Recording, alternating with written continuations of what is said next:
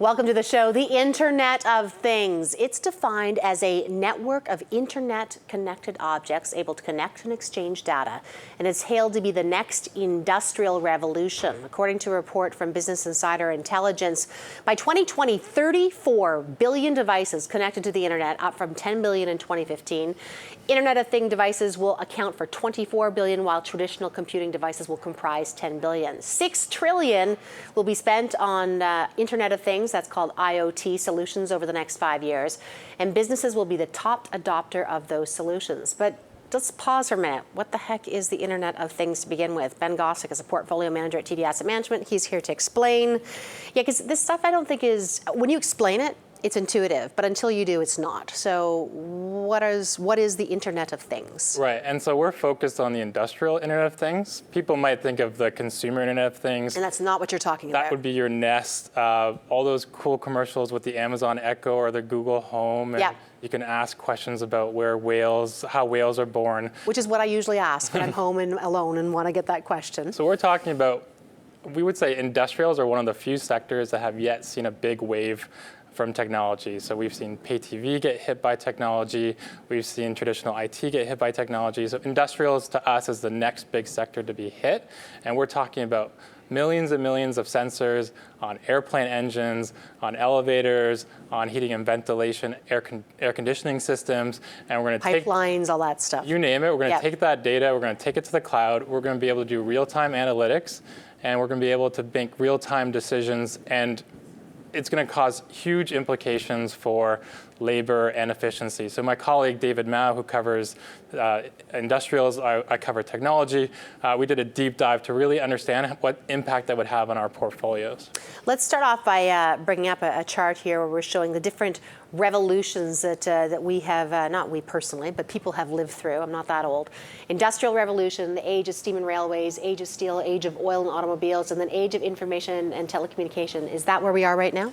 Right, so we're in this age of information and telecommunications. Our industrial revolution will be driven by data. Previous have been the loom or the steam engine. I think what's really interesting about industrial revolutions, and that chart comes from a professor at the London School of Economics, is that you have a breakthrough event. So someone creates the steam engine. In our case, our industrial revolution was driven by the integrated chip, so the computer chip. And so you get this capital that gets allocated to the idea, and at some point you get too much capital allocated. I think everyone can remember the tech boom, and then you have a bubble and a burst. And then what happens is that afterwards we get what she calls the golden age of prosperity. And these can last for 30, 40 years. And it's because of the tech bubble and all the Nortels and all the fiber that we laid that we can enjoy services like Uber and Airbnb today. We've got a couple charts to show kind of where you're seeing this Internet of Things. I don't want to go there yet. I want you to I want to move ahead a bit because you talk about, I want to give some actual examples so people can get their heads around what we're talking about. I think you have an elevator example and a Philips lighting project in Washington. A couple just to kind of say this is what we're talking about. Right. So we're talking about, so an elevator right now, we go in, we press a button. If we're lucky, there's a TV, we can watch it. If it breaks down, it's probably down for the day. The building operator is probably not happy. Tenants aren't happy. We have to diagnose it. We have to fix it. In the future, the elevator is going to be outfitted with tons of sensors. We're going to know what parts are overheating. We can do preventative maintenance. That elevator could probably order the part. And so the skilled person that's going to come to fix it is coming once to fix it. So we have a thesis that in the past, people had to buy the industrial asset, and we think people will put more value on the services on top of it as opposed to the industrial asset. So in our opinion, the elevator will now just become a box. And so the building operator will say, hey, I don't want to pay that much for the box, but I'll pay for the really interesting internet services that come above it because that gives me value. If my elevator's up, my tenants are happy. In the case of Washington, D.C., they signed a contract with Philips Lighting. If you think about a city, there's tons of lights. That means you have tons of people that have to go and change it. It may take weeks before someone realizes that a light is out. in this case, rather than buying tons and tons of lights and owning it, they've shifted that responsibility back to Philips. And now they're getting lighting as a service. They don't want light bulbs, they just want light. Right. And so rather than a big expense up front and daily maintenance, now it's the responsibility of Philips to make sure that that works. And then the city now knows exactly how much that they pay, and they're getting the light that they want. So they pay a monthly, whatever it is, fee to have light in Washington, and Philips just makes sure it happens with the latest, greatest, whatever happens. Exactly. Fascinating. Okay, I want to bring these charts in then, and I think the first one that shows here, it's called Consolidated End Market Exposure. Catchy name, I must say. Let's take a look here at what we're seeing. These are all the places where you think you're going to see the Internet of Things. So when we look at industrials, we're looking through the companies and we're seeing what end markets they touch. And I think what's amazing about industrials, if we look at the S&P 500, industrials are one of the sectors. They represent 10% of the total market capitalization, but they touch everything in our economy. They take raw materials and they help make end products. What I think is really important about this chart, and we have another chart that even breaks it into more detail, is when technology waves happen, it's almost like we can see the crash. So we could see when Amazon came, we could see people shifting their shopping from traditional retail to online.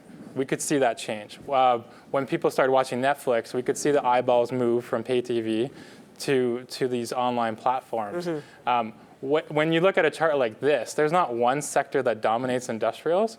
So we know this is happening, but we may not even see it coming. And most industrial companies own multiple lines of businesses. And so all that will get muted when it comes to their quarterly reports. So one day we'll look back and say, wow, how did all this happen? How did we have this industrial breakthrough? And so it's the fact that industrial are so complex, it's not one thing that anyone can look at. It'll be a bunch of things happening at the same time. All right. Stay with us when we come back. We're going to have more with Ben. We're going to dial into a little more about who those companies are that may benefit from this trend. He's got some interesting names. You're not going to want to miss it.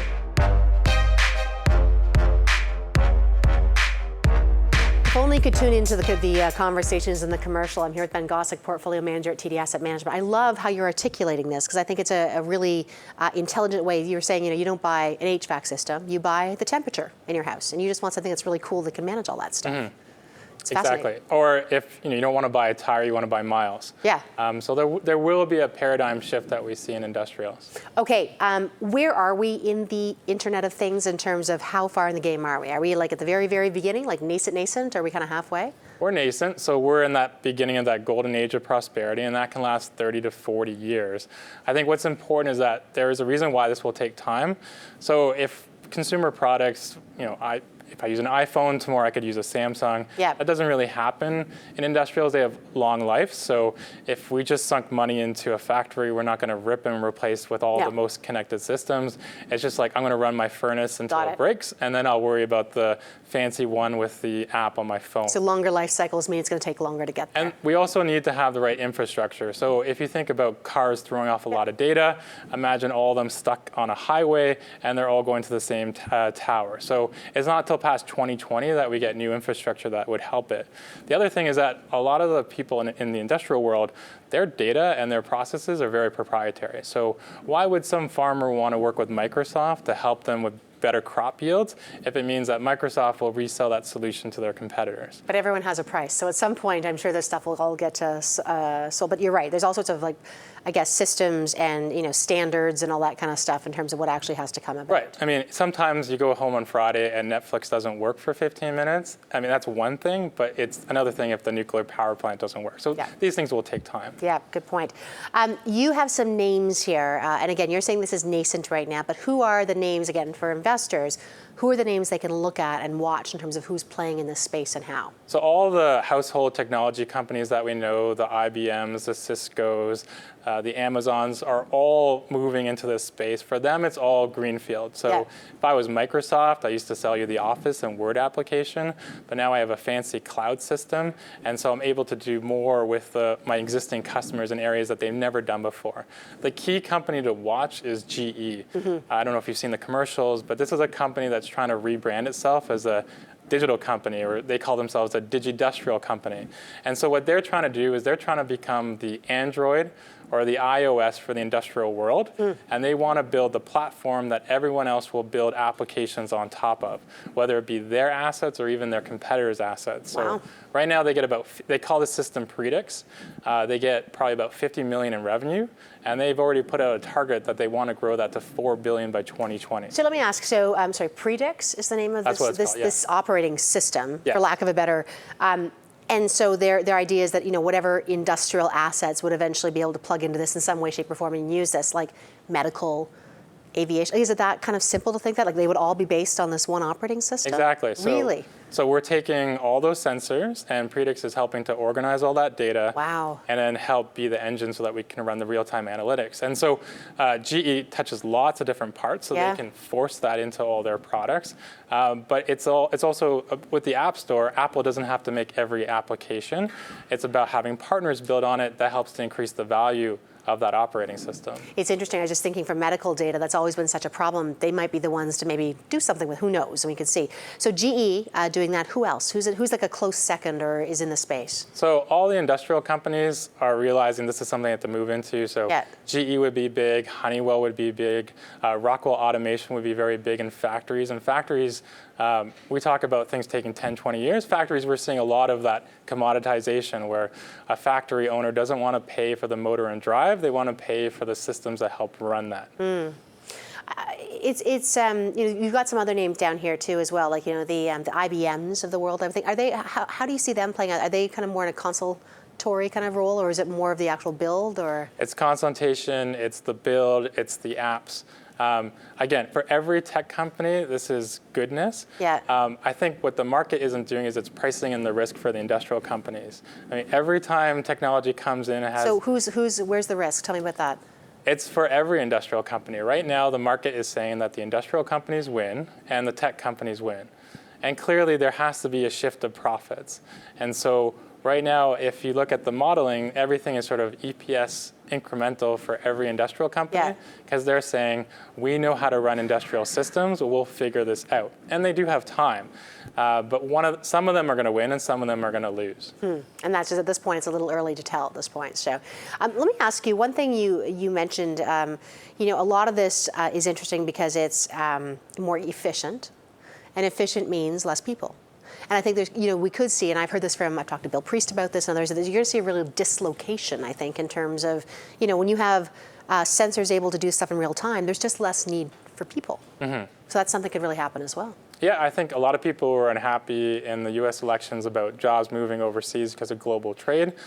This is another secular trend where our systems get smarter.